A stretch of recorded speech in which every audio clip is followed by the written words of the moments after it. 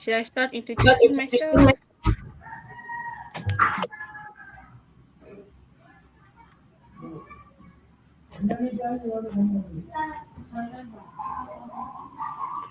Assalamu alaikum everyone. Wonderful morning, wonderful afternoon, wonderful evening, and wonderful night. I am Nahil Forestwali. I am from Karachi, Pakistan. Today we have a special guest with us, Saraphin Yamba. A name synonymous with excellence and accomplishment, has had a remarkable life journey. Today we have the privilege to delve deeper into her experiences and insights. So, without further ado, let's begin our conversation and discover the inspiring story of Sarafin. So, Sarafin, welcome and hello, how are you? I'm fine, thank you. I'm well. So, first of all, please introduce yourself. My name is Saraphin Yamba, as you all know. I am 18 years old. I recently graduated high school. I am a co-founder of an organization called Girls for STEM, which focuses on female empowerment in STEM fields. I'm also a recently founder of a startup called Novel World, which focuses on app development. And right now, I'm just waiting to in college and working on my business. Wonderful introduction. So, let's move on next. My first question. So, can you please provide a brief? Sorry. What motivated you to pursue a career in your field? So because I grew up in a community where females were very much, they weren't very much uplifted. I have only sisters. Okay, I don't have any brothers. I grew up in an all girls family, and because of that, and the community that I grew up also was not really focused on elevating females.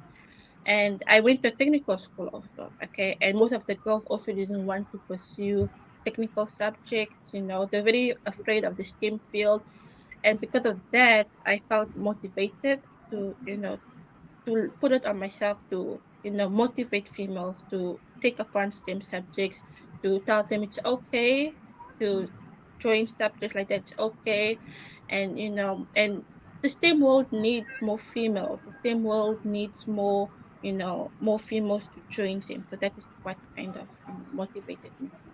Stuff like All right. So, could you describe your previous work experience and how they have shaped your professional journey? I had done a lot of internships in the past. I've done a lot of you know work with other people. I guess one that really one that I really enjoyed doing was the donations. I really like doing donations at churches and at schools. What I did was with the girls in my school, I took the hand me downs, the people from older grades who weren't using their stationaries, and I took them and took them in as donations, and I gave it to the other people, the other females who didn't have, you know, and also the donation of clothes. I work very closely with the church, with my church to donate clothes and stuff like that. Yeah, I guess that is what really, doing work like that helped me to understand, helped me to, gain experience in working with other people, helped me gain an experience in understanding people and where they come from and also relate. All right, awesome. So, Sarafin, can you speak louder? Oh, okay. Okay. Let's move on. Next question. What are some notable achievements or projects that you have been involved in? Like I mentioned before, I think it would be still the donations. The work that I've done was, with churches and donating and gathering of um and distributing. Those are what I feel is very notable. And also, you could also mention starting the organization, because that's a very big step for anybody. If starting something is not very easy, but if anybody starts something, I think that's very notable. I guess starting goes for STEM and working hard on that. That is what it's notable for me. Okay, great. What unique skills or qualities do you possess that set you apart from others in your field? Um, well, I wouldn't say I'm the best in my field, but I would say that my resilience. I grew up in a community that was very focused on resilience and was focused on motivating people. And I guess that's one quality I adopted: being resilient, not giving up easily. And the quote from Nelson Mandela, that not judge me by how many times I've fallen, but how many times I've fallen and gotten up again. And because I get up again every single time, that's what I would call one of my greatest qualities, getting up again after falling down so many times. You are doing very, very well. So, how do you stay updated with the latest developments and trends in your industry? I really like watching the news. I like watching, media broadcasting. Mostly I get my news from Twitter and also, other social apps like TikTok. But I try very much to read, the latest blogs on the New York Times you know, and catching up with CNN and BBC, all the latest news. I really try to watch, because I think it's very important to know what's going around in the world. All right, great job. Can you tell us about a challenging situation you encountered in your career and how you successfully overcome it? I guess one of my challenging one of the most challenging situations I got was working during school times, or during exam periods, how I had to balance the two between school and work, and how I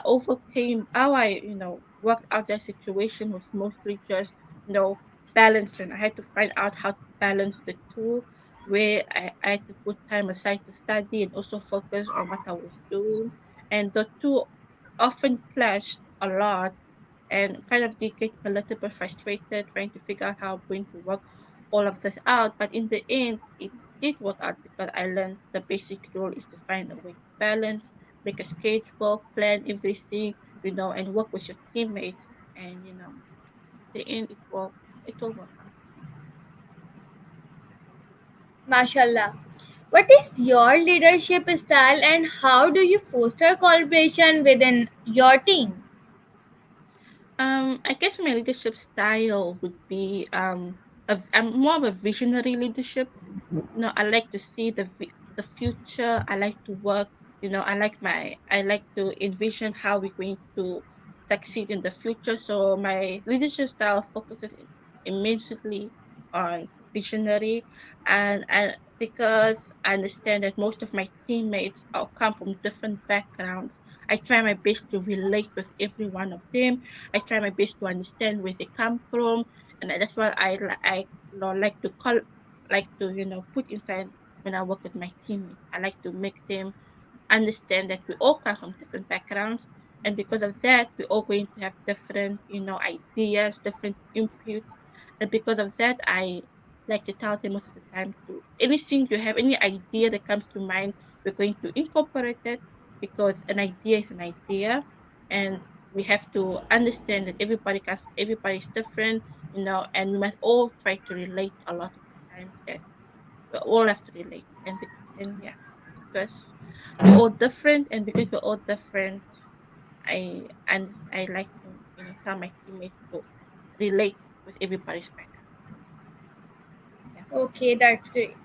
How do you handle criticism and feedback from challenges or superiors? And I especially I like criticism because I understand that criticism helps me to grow. It really does help people grow, to see where you go wrong a lot of the times.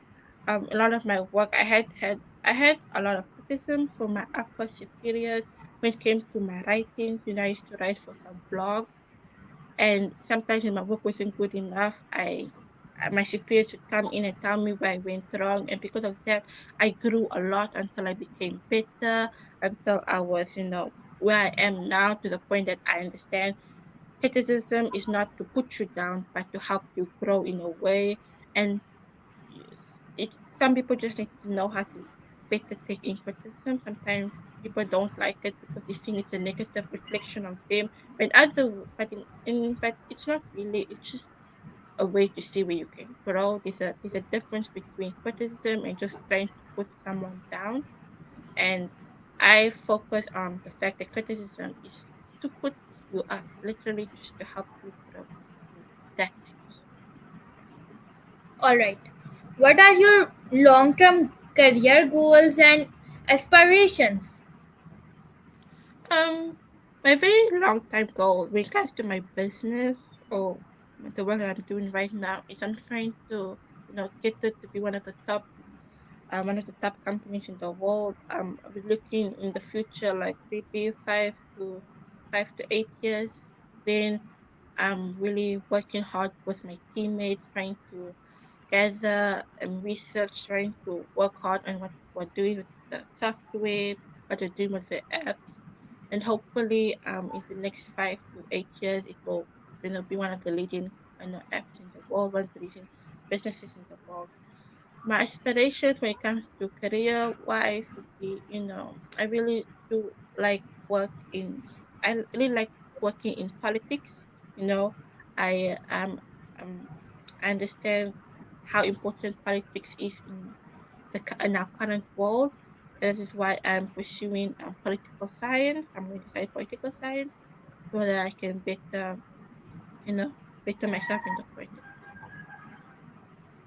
All right, that's awesome. Keep up the good work. So, how do you maintain work life balance and manage your time effectively? So I guess I make a schedule. I make a plan. Okay, I understand how important planning is. So most of the time I like to have a schedule. I like to have a to-do list. Everything I need to do, I put it down most of the time, and that helps me to keep balance. That helps me to remember everything. I work closely with my calendar. Me and my calendar are best friends. You know, so that is how I work everything. I like it. Can you share an example of a time when you had to make a difficult decisions and what factors influenced your choice? I guess I think one of the difficult decisions I had to do was giving up on an internship. It was really, it was really negatively working with my mental health. I wasn't getting, better. I wasn't really understanding what was going on, and so I had to like make a decision. It is I give up on this, or it takes a mental stroll on me because the internship that I was working on, I was writing like 8 hour. I was writing 8 hours of work. I was doing 8 hours of work, and I had to manage school. I was 16 back then. I was 16 years old, and I was just starting out, so I didn't understand anything that was going on. My boss was very nice, but then I was kind of overworked, and it got to the point where I was like, I wasn't sure if I wanted to continue. I wasn't sure if I wanted to, go on with this. And it came to the point where I was like, okay, I think I have to put my foot down. I have to be like, this isn't getting me anywhere. So I was like, okay, can I take a can I take a step back from this internship? Can I, move on? And by doing that, by doing that, I regained my mental health. I regained, control of who I was. And because I did that, every time I worked on something, okay, I remembered how I gave up back then. I remember how I gave up, with that internship. And every time I'm doing something, I always tell myself to continue working, continue doing well, continue moving forward. Okay, and whatever I do, I must see it to the end. It's really important to see whatever you're doing to the end. Yeah. Okay, thank you. My next question is that what is your approach to problem solving? And can you give an example of a problem you recently solved? Problem solving, it's a very important thing when it comes to business, but a lot of problem arises. So it's really important to have really good problem solving skills. I guess one of my recent solving skills, one of my problems, when it came to my business is that most of my teammates are from different countries, so we have different time zones, and that is one of the biggest problems that we have. Trying to find a time where we can all come together and have our meetings. And what I try my best to do is to try to tell everybody to give me a time period of when they're available, and by doing so I'm able to like organize this meeting, able to like make sure that it doesn't conflict with anybody's schedule, anybody's plan. Yeah, so the biggest problem I have with my teammates is just the time zones and trying to figure out how we could all meet up. And sometimes I have to sacrifice some of my events, some of my programs, so I can so I can accommodate other people who otherwise wouldn't be available at that time. You are very powerful woman. You are very powerful girl. Thank you. Okay. How do you handle stressful situations or write deadlines? um I really try. I like deadlines because deadlines help me to plan. Okay, so if someone gives me a deadline, I have enough time to plan and do everything, with that time period. So sometimes I do get stressful as again deadline is stressful period. What I like to do again is plan. Planning is very important. I plan the times, what I'm going to do, how much time I'm going to give to my research, how much time I'm going to give to the actual work and the presenting and everything. And because planning makes perfect. So as long as you plan continuously, everything you will have, everything will be organized and everything will be, wow. That's why I just plan. Okay, let's move on to next question. What are your thoughts on professional developments and continuous learning? I think it's very important. Any person, doesn't matter how old you are or how young you are always learning. Learning is a very important thing. Okay. Yes. And everybody will learn, whether you are in a business or you are just in school. You are continuously learning, and it's very important. Okay, and learning helps people to develop, helps people to grow. Even if it's not even work related, maybe it's a on issues that are in the world, such as at how other countries work, cultural population. All those things are we learn. You're still learning, and that's why I think it's really important. I myself am learning. I take the time out of my day to learn other people's country, as other people's cultures, other people's background, as well as my own work and my own business too. Wonderful. What are your favorite hobbies or activities outside of your professional life? I really like reading. I read tons of books. I since I was in like first grade, I was reading straight out. My teacher used to say I was a fast reader, and so I continued reading up until now. I still read. I watch a lot of dramas, a lot of shows. I'm a big fan of K dramas. A big fan of K-pop. You know, I'm a big fan of F1 racing and also chess. So those are the kind of activities that I do. It's so good. So, can you share a book or movie recommendation that has a significant impact on you? I think I would share a book, and the book that I think I read a book back then. I'm trying to remember the name. I think it was called I think it was called "And I Darken" by Alexandra Dalton. I read it when I was, I think it was when I was like 15, 16. I read the book, And it was it's quite a good book. The female in that book was very powerful. She was an angry, fierce lady, and that kind of contributed to the kind of female I wanted to be, which was also a hardworking, powerful female. Yeah. Alright, how do you prioritize self care and personal well being in your daily routine?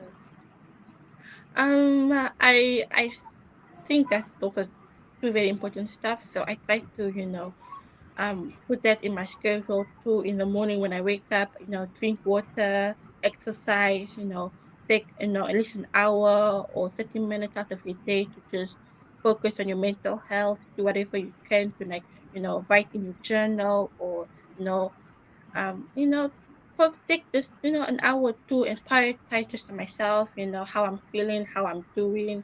Yeah. Superb. What's something about you that most people would be surprised to know? I think maybe i'm quite I'm quite lazy. If I have to say, I'm quite lazy. Even though I do a lot of stuff, I am quite lazy when it comes to work. I admit that sometimes I don't. Sometimes when I'm supposed to be working, I like kind of slack off and I go read a book. I slack off and I go watch, one of my favorite shows. And it doesn't really affect it, because at the end of the day, I do get my work done. But no, I guess it's a habit I need to learn how to break. Prioritizing my work first instead of doing other stuff. Okay, great. Looking ahead, if you could travel anywhere in the world, where would you Mm, go and why? if I could travel anywhere in the world, I think I really like to go back to my home country. I really do like. I never really been in Congo. Congo is where I come from. I'm originally from the Democratic Republic of Congo, but I grew up in South Africa, where I am right now. And I really do wish I could go. I never been in Congo, so if I could go or travel, I would like to go there and learn more about my heritage and who I am and the type of person I am. So I guess connecting with my heritage, connecting with my home country, I think that would be you know a really great deal for me. Yeah. Okay, thank you. I'm very immensely grateful for the honor of having you as our special guest. Today. Your remarkable journey and profound insights have touched our hearts and inspired us beyond measure. Your presence has left as a indelible mark on this interview, and we thank you for sharing your wisdom with us. To our crazed audience, may the extraordinary story and Saraphin Yamba continue to fuel your dreams and drive you towards greatness. Keep striving, keep believing, keep pushing the boundaries of what is possible. So, thank you.